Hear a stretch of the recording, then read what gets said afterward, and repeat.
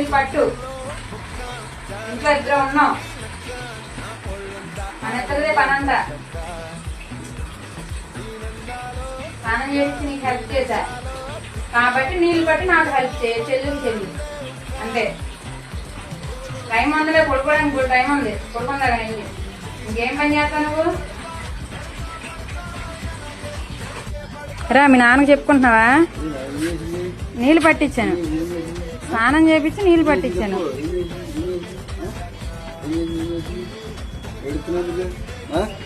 మరి ఆడికి స్నానం చేపించి నేను హెల్ప్ చేశాను. మరి నాకు ఆడ హెల్ప్ చేయాలిగా, నీళ్ళు పట్టాలిగా.